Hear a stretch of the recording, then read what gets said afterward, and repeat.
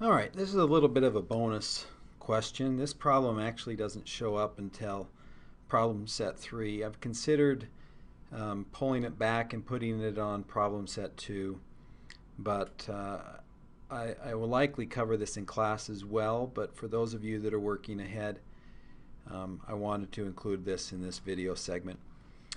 So one of the things that commonly comes up is the calculation of expectation, or the expected outcome. And the expected outcome is really a combination of the probability of all the different events that could occur. So let's take a look at this example. In this example, we're looking at a life insurance policy. In life insurance, there's only two possible outcomes. You either live or you die. Within the term, let's say, for example, in this case, a 21-year-old male buys a term policy, and for the case of this, for the simplification, let's assume that this term is just 1 year. Well, actuaries, those are statisticians that measure mortality and morbidity rates, tell us that a 21-year-old male has a 99.85 or a 0.9985 probability of living through their 21st year. That's pretty common. I mean, it's kind of rare that a 21-year-old would die. Well, so if there's a 99.85% chance that a 21-year-old male lives, then there would be a 1 minus 0.9985 chance that this 21-year-old male would die. So the probability die would be 1 minus 0.9985, which is 0.0015, or there is a 0.15% chance that a 21-year-old male would die during their 21st year. So then actuaries can take that statistics, and if they sell a lot of life insurance policies, they can predict, because of the law of large numbers, how many of those individuals would die and collect the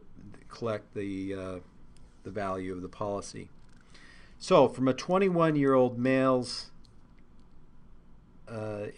individual, or if they're dead, it's their estate or whoever claims the insurance policy, what are the values of the two different outcomes?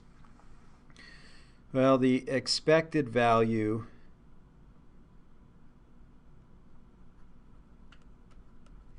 given that the person dies,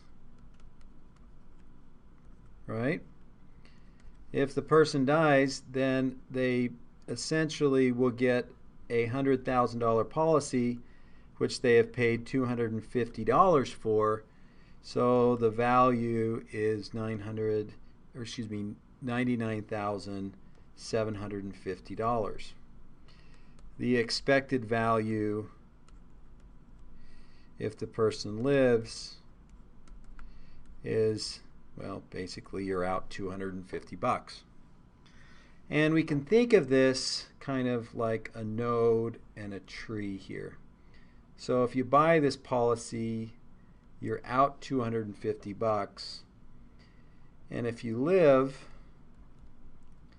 well, you're out $250, and the policy expires out of the money, or useless, valueless. If you die, good news, right? Not necessarily, but you get $100,000, or at least your heirs do, your dependents, but you paid $250, and so that's where we get the $99,750. So what is the expected, and the key there is expected value for a 21-year-old male, or what is the expected value of this policy? Now, expectations are kind of assuming that you're doing this over and over and over again. So you expect heads to be 50% of the time. If you flip your coin once, you might get a tail, which is 0%. But if you flip the coin enough times, and do it over and over and over, and these are independent events, the sum of all those independent events approaches the expectation.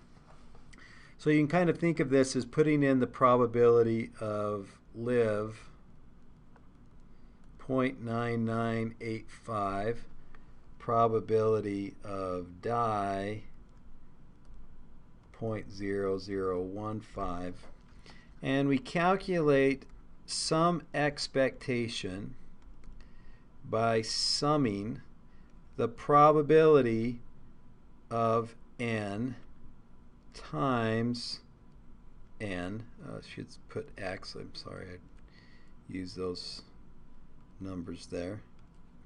Let me clean this up here.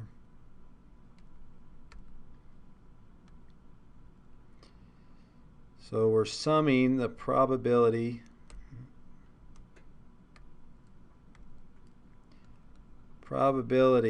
of x times the outcome x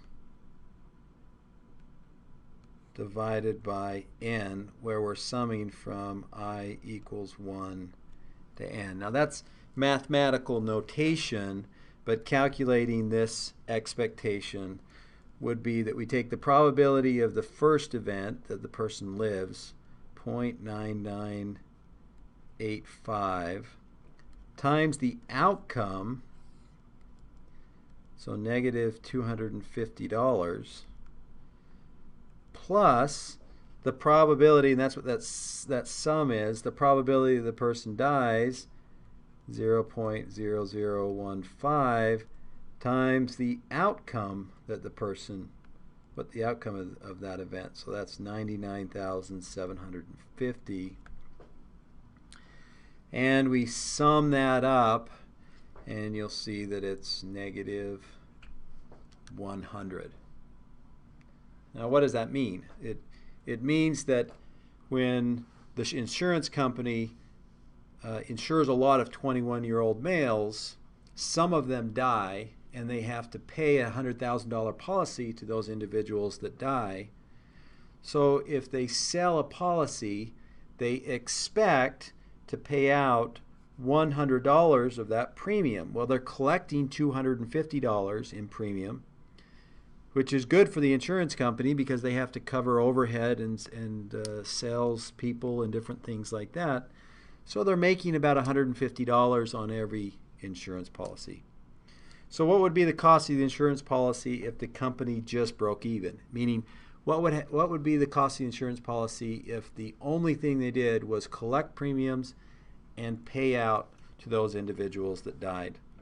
Well, if they charged $100 for that policy, we can calculate the expected value. So in this case, it would be the probability that the individual lives, 99.85, times only charging 100, plus the probability that that individual dies, 0.0015, and that would be 100,000 minus 100, so 100,000 minus 100, which would be 99,900, and we would see that the expected value there is 0. This is what's called an actuarially fair probability. Insurance companies couldn't afford to do this if that were true because they have multiple expenses, plus they're in business to make a profit. So they have to charge a premium that is higher than the expected cost of the probability of the two outcomes. Anyway, that's an example with expected values. We'll use expected values quite frequently through this course. And then there is this example problem, homework problem in problem set number 3 regarding the expected value, but I thought that was a good introduction to that.